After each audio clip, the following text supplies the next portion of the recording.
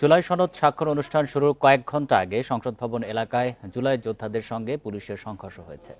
জুলাই সনদের আইনি ভিত্তিসহ নানা দাবিতে সংসদ ভবনের দক্ষিণ প্লাজায় অনুষ্ঠান মঞ্চের সামনে জুলাই যোদ্ধারা অবস্থান নিলে পুলিশ তাদের সরিয়ে দিতে লাঠিচার্জ শুরু করে।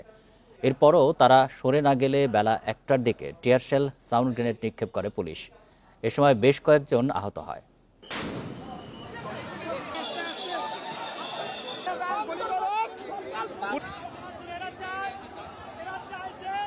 টিয়ারশেল আর সাউন্ড গ্রেনেড, কোথাও জ্বলছে আগুন, চলছে পুলিশের লাঠিচার্জ। সময় তখন ঘড়ির কাঁটা ১টা ছাড়িয়েছে। জাতীয় সংসদ ভবন এলাকায় এই ঘটনা।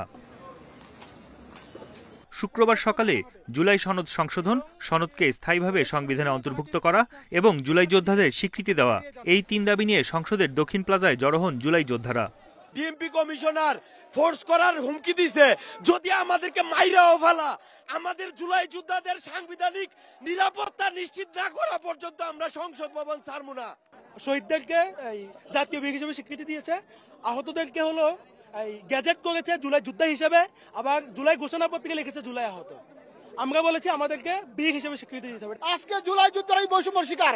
আজকে একজন পুলিশ কমিশনার হয়ে উনি আমাদেরকে বল প্রয়োগের যে হুমকি দিয়েছে, এটি অন্যায় করেছে।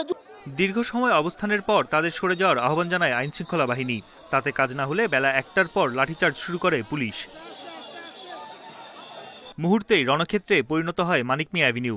সংসদ ভবনের মূল অংশ থেকে বেরিয়ে রাস্তায় অগ্নিসংযোগ করেন জুলাই যোদ্ধারা। এর আগে বেলা ১টার দিকে জাতীয় ঐকমত্য কমিশনের সহসভাপতি আলী রিয়াজ জানান, জুলাই যোদ্ধাদের দাবি মেনে নিতে সরকার বদ্ধপরিকর। পাশাপাশি ওই এলাকা থেকে জুলাই যোদ্ধাদের সরে যাওয়ার আহ্বানও জানান তিনি।